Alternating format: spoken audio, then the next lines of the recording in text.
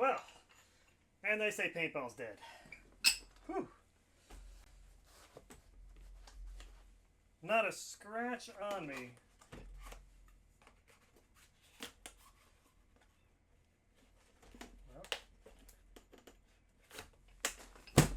Alrighty.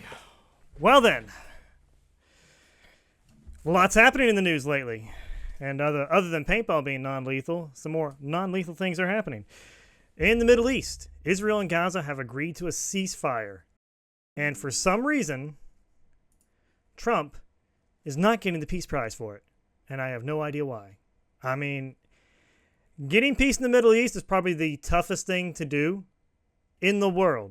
As far as peace treaties go, you'd have better luck getting North and South Korea to sign one than you would Israel and Gaza. But somehow, they're cooling things down. And I checked the Daily Mail. It didn't really make the top of the page on that, which I thought was kind of weird. In fact, I didn't really see a whole lot on it. It's kind of disturbing. In fact, the only thing I did see was the fact they weren't giving Donald Trump the Peace Prize, which was weird. But let's see what Donald Trump has to say about it here. We'll take a gander and watch a little bit of his remarks. So I want to thank everybody for being here. As you know, last night we reached a momentous breakthrough in the Middle East, something that people said was never going to be done. We ended the war in Gaza and really, on a much bigger basis, created peace. And I think it's going to be a lasting peace, hopefully an everlasting peace. That would be nice. In the Middle East, we secured the release of all of the remaining hostages, and they should be released on Monday or Tuesday. That is what the deal is. Complicated process. I'd rather not tell you what they have to do to get them. They're in places you don't want to be, but we are getting the hostages back on Tuesday, Monday or Tuesday, and that'll be a day of joy. So the hostages here. I'll go back to my camera here. There are, from what I gather, the BBC reports that there are 20 living Israeli hostages currently being held in the Gaza Strip. They're going to trade those 20 for 250 Palestinian prisoners and 1,700 detainees from Gaza. Prisoners, I guess, would be ones that were formally charged with crimes and then, sentenced to jail. Detainees are usually, correct me if I'm wrong, people that are caught but haven't been actually tried for crimes yet. To say that you could really arrest these people. I mean, that's what bothers me in this whole situation. They treat Gaza like it's a separate country, but also it's ours, but also it's not.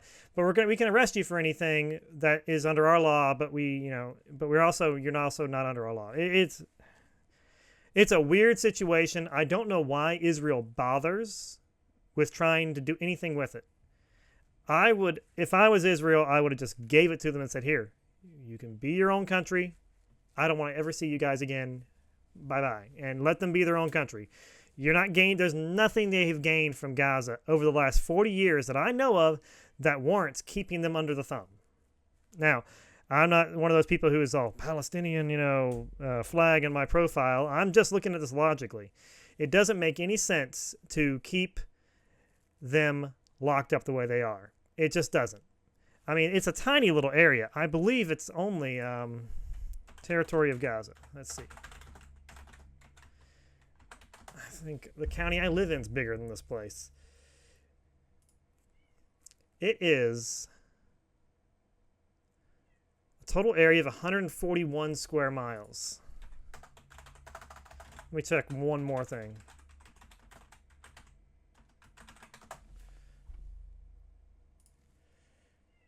Okay, Disney. Give me an idea. Disney World Resort is 43 square miles. So just a few times bigger than Disney World is the Gaza Strip, and over 5 million people. It's not worth the hassle. It really isn't. Anyway, let's go back to Trump and see what other remarks he has on it. And play. Try and make a trip over. We're going to try and get over there. And wow, he's going to visit. We're working on the timing, the exact timing. We're going to go to Egypt, where we'll have a signing, an additional signing. Egypt and several other nations were very important to getting this signed. And so it's not all Trump, much as I'd like to say it is. And the amazing thing is all of the countries over there, from Qatar to Saudi Arabia to UAE to all of them. I don't know how they got Qatar involved in this, since Israel just kind of bombed their area to get some bad guys, apparently. That's a whole nother story it's bad. If I was Trump, I'd be pretty mad at Israel. I'm like, what are you doing? These guys are my allies and you're invading their space? I wouldn't be surprised if behind closed doors, Trump basically told them, hey, look, you want to get military funding from us, you better calm it down or we're out of here. My constituents aren't happy about it, and most of the world isn't happy about it, and we stick our neck out for you, and you keep getting us cut. So at some point, Trump probably said, I wouldn't be surprised if Trump said that. The rich ones, the less than rich ones, they've all come together, something which is amazing, actually. They've all come together for this, and they're really probably the best relationships they've ever had. So it's been really something incredible that nobody thought it was possible to get it done. And very importantly, the hostages are coming back. As you know, they consider them hostages. They talk about them as hostages, but there are approximately 28 dead people, mostly young, mostly men. So that's another thing. They are repatriating many of the bodies. Now, they are looking for them. I think 26, I think, is what BBC reports that are deceased. That's pretty sad. I feel for the families. That's pretty terrible. To say that the people in Gaza Strip are the good guys in this battle, they're not. As much as the left wants them to be, these guys are not the good guys. Good guys don't attack a concert and kidnap people. That's just not how you do things. It is you kidnap innocent women and children. Oh, I'm the good guy. No, you're not. It'd be different if they attacked a military base and held several of the soldiers prisoner. That is an act of war that you do in war. That is completely understandable. You go, this is the enemy. This country and their nation is my enemy. These are their soldiers. These are representatives of that nation. I need to take them and negotiate what I want, or fight war until you get what you want. To be fair though, all's fair in love and war, but it's only fair when you win. And no offense, the Gaza Strip could never actually win the war. They don't have the resources to win a war. Even with Iran paying everything and sending them weapons, they just can't do it. And Iran's probably not sending them weapons anymore, considering what Israel has been doing to Iran lately. I would say Iran's backed off. Rightfully so. The deal allows for 600 humanitarian trucks to be entering Gaza daily, and they are pulling back the line of scrimmage. The front line is backing off day by day, I think, or something, where they're going to back off from the battle lines to allow for de-escalation. But let's go back to Trump here and see what else we got. And boys. The one woman talked about her baby. Her baby's 25 years old, but to her it's her baby, and we're bringing them home. We're getting everything, and to those parents, the dead young man is just as important as though this person were alive.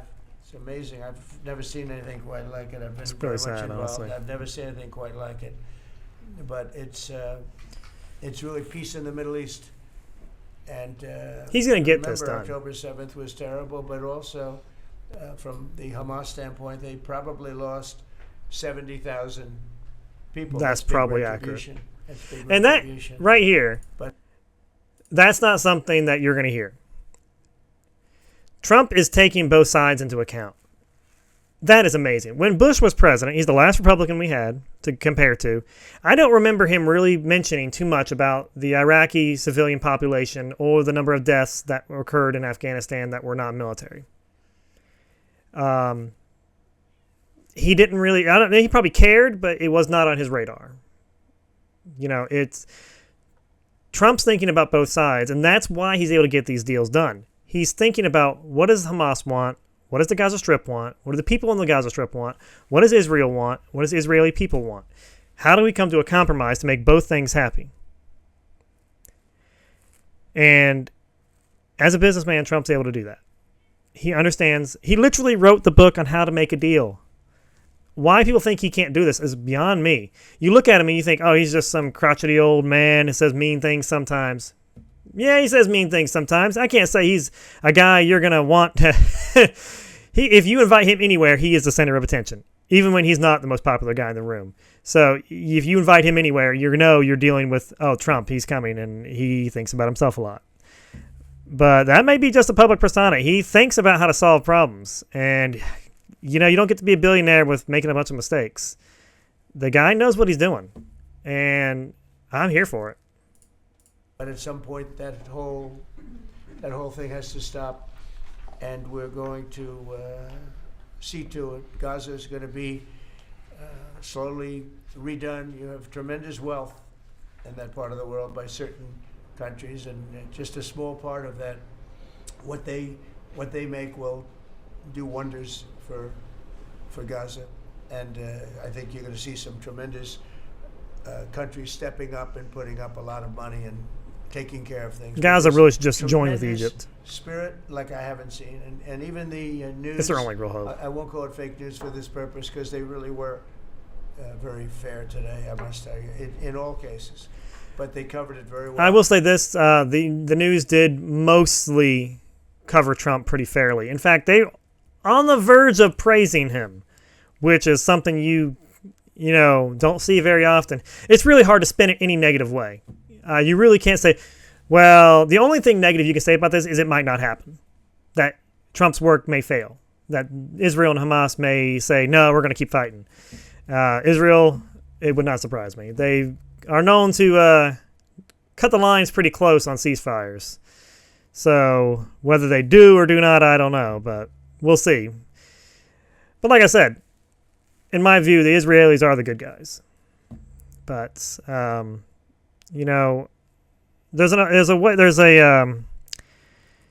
during a battle, sometimes you start out as a good guy, but you can fight long enough to the point where you are the bad guy now. And I'm not saying they're there yet, but I could see them continuing this. They'd end up the bad guy. Not a good look for them. Well, they covered it very fairly. Everybody loves it. Everybody. People that were never giving us a fair shake, frankly, they can't even believe it. They're so they're amazed by it. A lot of people are, but it was just everything came together. I think the attack was very important on Iran because let's say that didn't happen, they'd probably by now have a nuclear weapon, numerous nuclear weapons. Probably. And therefore, even if we signed a deal, there'd be a big dark cloud over it.